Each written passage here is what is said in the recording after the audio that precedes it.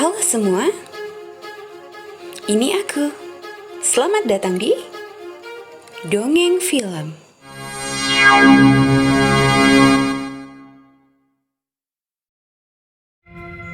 Kali ini, aku akan berdongeng tentang film garapan sutradara muda Angel Gomez Hernandez. Film ini berjudul Don't Listen.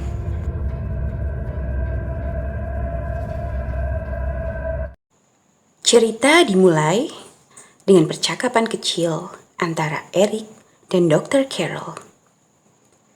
Eric mengatakan pada Dr. Carol bahwa ia sering sekali mendengar suara-suara aneh setiap malam di kamarnya. Dr. Carol bertanya, apa yang dikatakan oleh suara itu? Tapi Eric menjawab, No puedo decírtelo. Dr. Carol menjelaskan kepada orang tua Eric, Daniel dan Sarah, bahwa Eric hanya mengalami perasaan tidak nyaman pasca pindah di lingkungan barunya. Orang tua Eric sendiri memiliki pekerjaan yang cukup unik. Mereka membeli rumah tua, kemudian merenovasinya dan menjualnya kembali. Di perjalanan pulang, Dr. Carol tampak sibuk memperbaiki jaringan di radionya. Tiba-tiba seekor lalat muncul dan terbang masuk ke dalam telinganya. Hal itu membuatnya kesakitan, hilang kontrol saat berkendara, dan mengalami kecelakaan. Di sisi lain, Eric baru saja menyelesaikan gambarnya.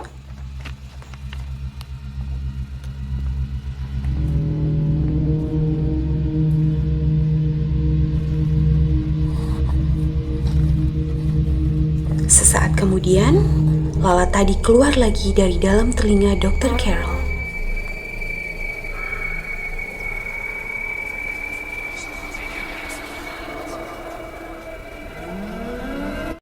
Cerita berlanjut ketika Daniel tampak menemukan lubang di dinding tangga yang mengeluarkan banyak sekali lalat. Baru saja Daniel menyemprotkan pembasmi serangga, walkie-talkie miliknya berbunyi. Itu panggilan dari Eric.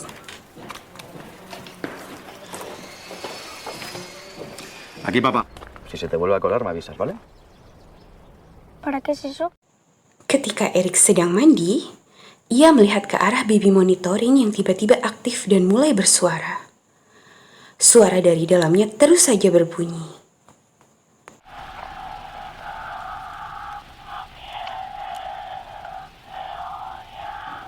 Sesaat kemudian, ibunya datang. Eric menanyakan pada ibunya, apa benar ayahnya membencinya? Dan ibunya berkata, itu semua tidak benar. Di kamar, Daniel tampak asik menonton televisi. Di dalamnya sedang diputar wawancara seorang penulis bernama German Domingo yang akan merilis buku barunya berjudul Suara dari Akhirat. Sarah kemudian duduk di samping Daniel dan menanyakan apakah Daniel pernah memarahi Eric. Daniel menjawab, dia tidak pernah memarahi Eric sama sekali. Di sisi lain, Eric tampak kaget melihat mainannya tiba-tiba menyala sendiri. Ketika ia sedang berusaha mematikan mainannya, ia melihat ada sosok seram yang berdiri di hadapannya. Takut, ia pun berlari bersembunyi di bawah selimutnya.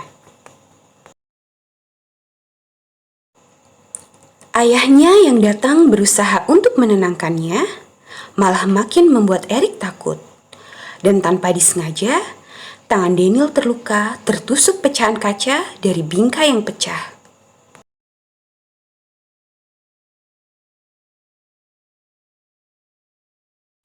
Di pagi hari, Sarah tampak kesal sepulang menjemput Eric di sekolah. Dia mengatakan bahwa Eric dikeluarkan dari sekolah karena membuat onar. Ibunya mengatakan akan memanggil Dr. Carol untuk berkonsultasi. Tapi Eric berkata bahwa Dr. Carol telah meninggal. Dan suara itulah yang memberitahunya.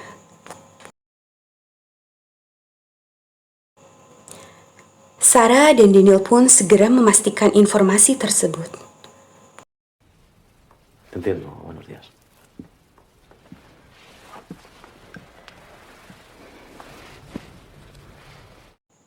Daniel datang membawakan sandwich untuk Eric. Eric berkata kepada ayahnya bahwa dia tidak menyukai rumah ini, dan dia mulai merasa gila. Tapi ayahnya berusaha menenangkan Eric dan menjelaskan bahwa setelah rumah ini direnovasi, mereka bisa menjualnya kembali dan mendapatkan untung besar. Malamnya, Sarah membangunkan Daniel karena merasa terganggu dengan suara decit pintu pagar kolam renang yang terus berisik. Daniel turun ke bawah dan kaget melihat pintu rumah yang terbuka lebar dan ada celana Eric tergeletak di depan pintu. ¡Eric! ¡Eric! ¡Eric! Daniel berteriak memanggil nama Eric. Ia pun berlari menuju kolam renang dan tampak mayat Eric mengambang di sana. ¡Eric!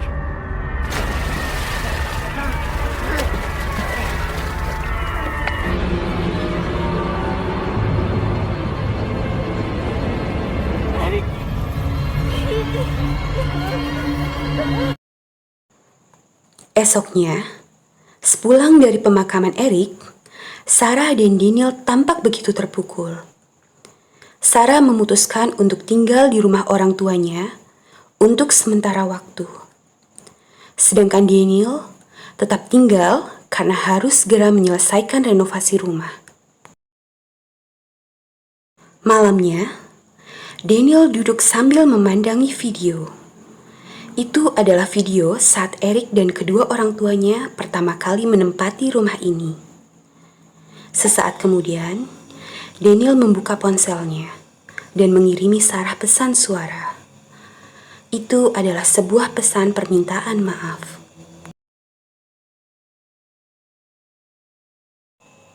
Daniel kemudian mematikan televisinya.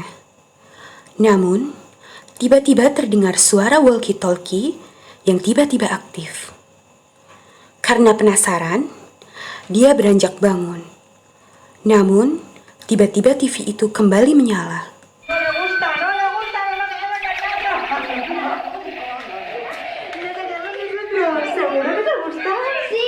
¿Ves cómo no te gusta? Y al revés tampoco, no me gusta, no quiere quedarte aquí, te la cara yo. Cerita kembali dibuka pada pagi hari di kamar Eric. Daniel terbangun karena panggilan telepon dari Sarah. Sarah mengatakan bahwa dia tidak paham dengan pesan suara yang dikirim oleh Daniel. Menurut Sarah, hanya terdengar suara teriakan tidak jelas dalam pesan itu. Dan ketika diputar ulang oleh Daniel, ia pun mendengar suara yang tidak jelas pada pesan suara itu. Karena penasaran, Daniel menganalisa pesan suara itu di laptopnya. Dan hasilnya, ia mendengar suara teriakan dari Eric yang meminta tolong.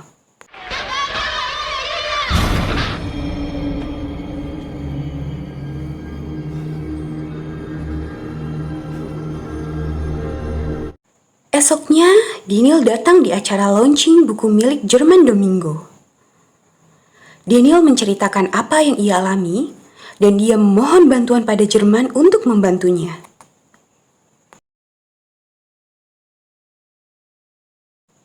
Esoknya, Jerman dan putrinya Ruth berkendara ke rumah Daniel.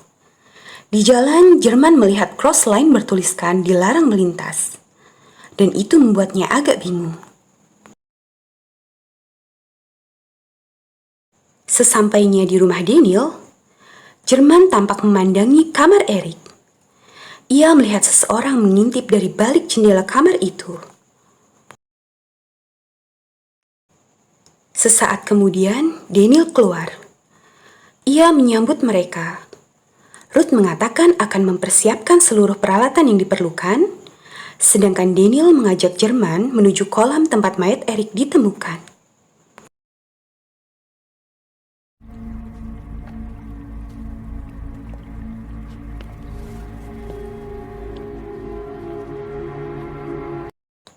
Saat Ruth sedang memasang kamera di kamar Eric, sensor inframerah menangkap sosok lain yang berdiri di belakang Ruth. Kemudian, sosok itu kembali menghilang.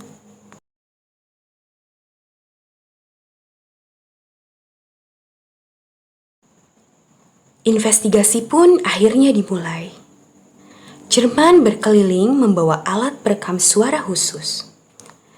Ia berkeliling di setiap ruangan, namun tak juga mendapatkan hasil. Ruth mengganti model tampilan menjadi inframerah, dan Ruth melihat sosok yang duduk di kasur kamar Eric. Mengira itu Daniel, Ruth meminta ayahnya untuk mengusir Daniel, karena suara Daniel mengganggu proses pengambilan suara. Jerman mengatakan bahwa Daniel tidak ada di sana. Karena Jerman tengah melihat dari sudut jendela, Daniel tengah duduk di taman. Ruth kemudian merasa bingung. Dia mengganti mode kamera menjadi normal kembali, dan sosok itu pun menghilang. Jerman menangkap sinyal suara yang cukup kuat. Suara itu berasal dari kamar Eric. Jerman memutuskan untuk naik ke atas. Sambil terus berkomunikasi dengan Ruth, Jerman mulai menaiki tangga. Namun, sesampainya di atas, sinyal komunikasi mereka pun terputus.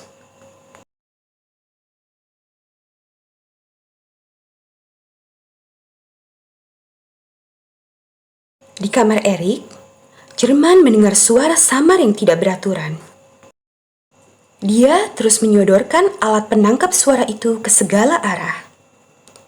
Hingga tiba-tiba sambungan komunikasi dengan Ruth kembali tersambung. Ruth meminta pada ayahnya untuk segera turun. Jerman bertanya pada Ruth ada apa. Ruth berkata, Lo tienes justo delante.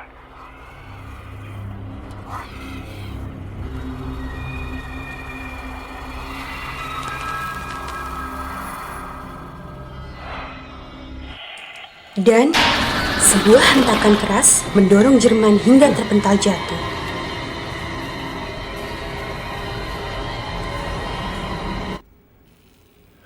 Ojalá tuviese respuesta para esa pregunta, Daniel. Pero usted estaba ahí. Jerman terbangun. Ia mendengar seseorang memanggil namanya. Ia mengikuti suara itu dan berhenti tepat di depan pintu dapur.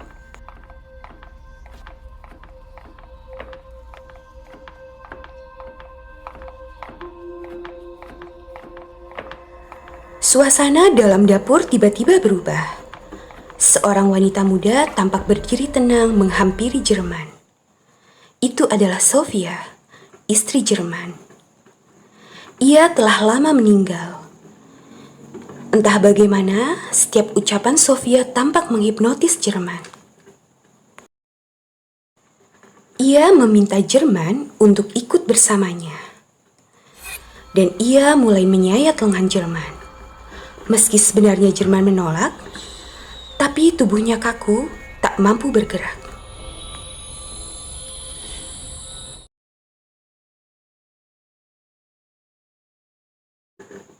Beruntung Ruth terbangun dan segera menyadarkan ayahnya, dan ia segera membalut luka ayahnya.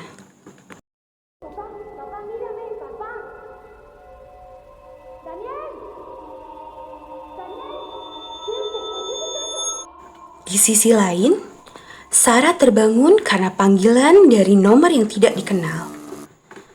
Suara dari telepon itu mengatakan bahwa dia adalah Eric. Sempat tak percaya, Sarah akhirnya luluh saat Eric mengatakan bahwa ayahnya membawa orang jahat yang membuatnya takut. Ia berkata pada ibunya bahwa kini ia sedang bersembunyi di bawah kasur kamarnya. Ia memohon agar ibunya segera datang untuk menolongnya.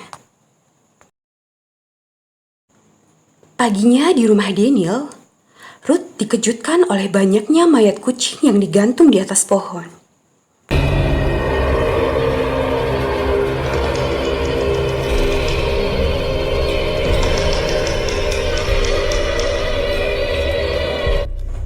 Daniel dan Jerman pun bergegas mengubur mayat-mayat kucing itu. Nunca. Creo haber leído algo sobre ello. Saat tengah menggali kuburan untuk kucing, Sarah datang dan turun dari mobilnya.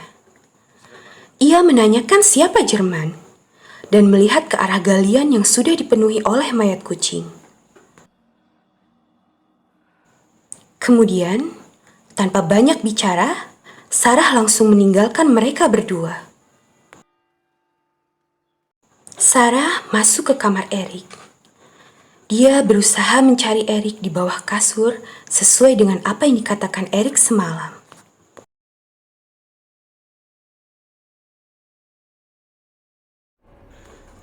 Tapi Eric tidak ada di sana.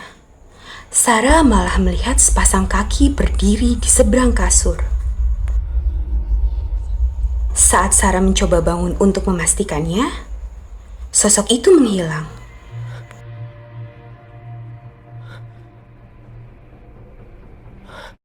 Tapi saat Sarah kembali menunduk, sepasang kaki itu kembali terlihat. Kaki itu mulai menaiki kasur Eric. Tapi saat Sarah kembali bangun, sosok itu tidak ada di atas kasur. Saat Sarah ingin kembali menunduk, ia dikejutkan dengan loncatan kaki anak-anak di hadapannya. Sarah bergeser mundur karena ketakutan. Tanpa sengaja, tangannya menyentuh sepasang kaki yang mengerikan itu.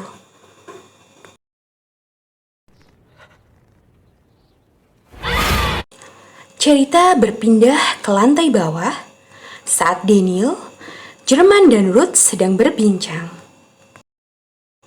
Jerman menunjukkan foto gambar mayat-mayat kucing yang digantung seperti kejadian pagi ini.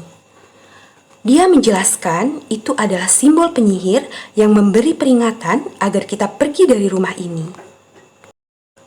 Dijelaskan olehnya bahwa rumah ini adalah bekas pengadilan abad pertengahan di mana banyak para penyihir dieksekusi mati di sini. Tiba-tiba, mereka dikagetkan dengan mayat Sarah yang tergantung. Mayat itu membenturi kaca jendela hingga pecah. Sesaat kemudian, dari telinga Sarah keluar seekor lalat. Tampak serpihan kaca yang menancap di kakinya. Penasaran dengan cerita selanjutnya? Kamu bisa langsung tonton di part kedua. Jangan lupa untuk subscribe, komen, dan like semua video di channel ini. Terima kasih sudah mau mendengar dongengku. Sampai jumpa.